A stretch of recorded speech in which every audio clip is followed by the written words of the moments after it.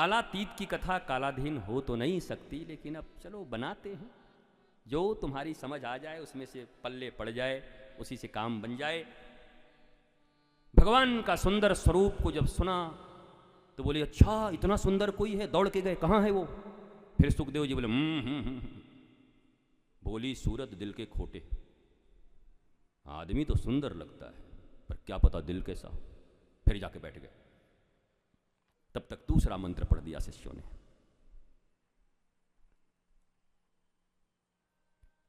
अहो वकीयम स्तन कालकूटम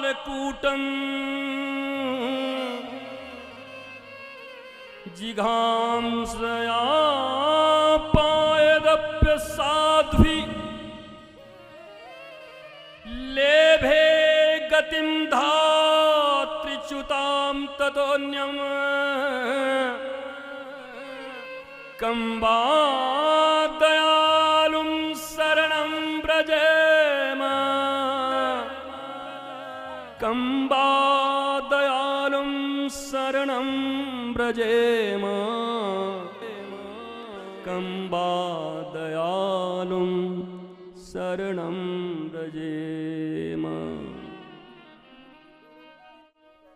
ठाकुर जी कैसे कृपालु हैं, जो पूतना अपने दूध में जहर लगा के उनको मारने के लिए आई, उस पूतना को उन्होंने अपना धाम दे दिया, गोलोक धाम। यशोदा को नहीं दिया अभी तक, देवकी अभी यहीं है। यशोदा और देवकी से भी पहले अपनी मां मानकर अपना गोलोक धाम दे दिया। क्यों? क्योंकि अब तू जहर पियावे चाहे दूध पियावे, पियाई तो अपनी अस्तन से है ना, अस्तन जो पिलाती हमारी मां होती है, इसलिए चल तू मेरे धाम में चल। ऐसा कंबा दयालुम शरणं व्रजेम, ऐसे दयालु श्री कृष्ण। अब तो सुखदेव जी उठे, अरे तो सुंदर भी है और ऐसा कृपालु, अब नहीं मानेंगे। बोला भैया ये किसने लिखा, कहाँ है ये, कौन है, और सुनाओ और सुनाओ। बोला हमारे पास तो यही सैंपल था, शोरूम तो गुरुजी के पास है। बोला चलो ले चलो। जब सुखदेव जी आए तो देखे अरे तो हमारा ही घर है, यहाँ तो व्यास जी रहते हैं। बोला उन्हीं का है। अच्छा ये कब से? ये तो हम छोड़ के जा रहे थे, बेटा बेटा पीछे कह के दौड़ रहे थे। जब आए व्यास जी ने उनको दे दिया परिवेशन का जिम्मा। देखो परिवेशन करने वाला कैसा होना चाहिए। परिवेशन करने वाला, भगवत कथा करने वाला या परोसने वाला व्यक्ति, अभी हमारे यहां भी चल रहा है, हिमांशु इतना बढ़िया सब कुछ कर रहे हैं, तो परिवेशन कैसा हो? परिवेशन करने वाला आप्त हो, दीप्त हो, चमक चकाचक, नाक खोदती, आंख से गिरता हुआ कीचड़, मुंह में लगे कालिक और चला रबड़ी परोसने, हमसे तो न खवाएगा। परोसने वाला आप्त हो, परोसने वाला दीप्त हो, परोसने वाला स्वयं भूखा न हो तृप्त हो, परोसने वाला दुर्गुणों से मुक्त हो, दुर्व्यसनों से चढ़ाए आ रहा है और परोस रहा है, सद्गुणों से युक्त हो। और छोड़ो भैया ये सब हो तो हो, न भी हो तो चलेगा, कम से कम राधा माधव का भक्त हो परोसने वाला, तो उसका परिवेशन किया हुआ खाया जा सकता है, लिया जा सकता है। परिवेशन चाहिए, परिवेशन ऐसा करना होगा। तो बना तो दिया 12 प्रकार का, लडुआ, कचौड़ी, जलेबी, सुंदर चावल, कढ़ी, बड़ी, और कुछ खाओ, बताओ नाम बताओ। अरे बताओ 12 प्रकार, 12 स्कंद, 12 प्रकार के पकवान हैं। मालपुआ, खीर कदम, बढ़िया। अब सब्जी याद नहीं आ रही है?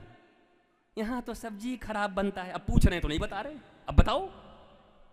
हाँ भैया मिक्स वेज सब बना दिया, अचार पापड़ सब बना दिए 12 प्रकार के, और परिवेशन के लिए दे दिया सुखदेव जी महाराज को। भगवान श्री कृष्ण ने अपनी समस्त लीलाओं को समेटा।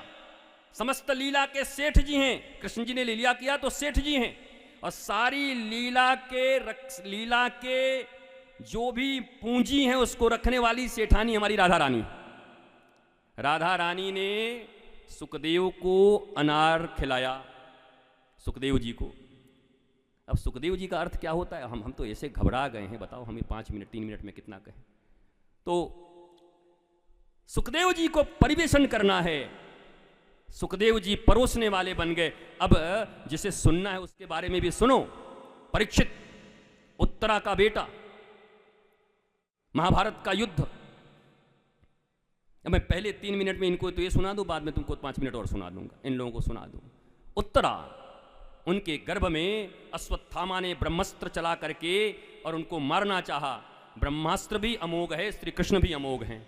ब्रह्मास्त्र का पावर है मार देना और श्री कृष्ण का पावर है जिला देना। ब्रह्मास्त्र ने मारा, भगवान ने जिला दिया। तो वो उनकी रक्षा हुई परीक्षित की। जब वो माँ के गर्भ से बाहर आए तो सबको ऐसे ऐसे देख रहे थे। परीक्षित सबका परीक्षा कर रहे थे कि भाई जो भीतर आया था बचाने के लिए वो दिखाई नहीं पड़ रहा, ये काका मौसा चाचा नाना बहुत दिखाई पड़ रहे हैं सामने, वो कहाँ गए जिनकी वजह से मैं आया।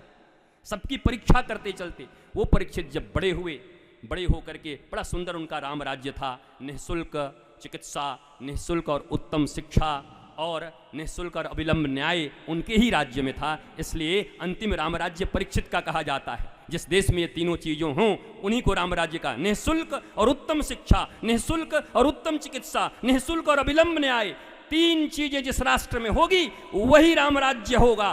परीक्षित के जमाने में था, उसके बाद फिर नहीं हुआ। उम्मीद करते हैं कि अब जहां ऐसे ऋषि, श्री नरेंद्र दामोदर दास मोदी जी, जहां ऐसे ऋषि महंत संत आदित्य योगीनाथ ऐसे लोग हैं तो पुनः भारतवर्ष में राम राज्य आएगा। इस बात की हमें पूरा विश्वास है।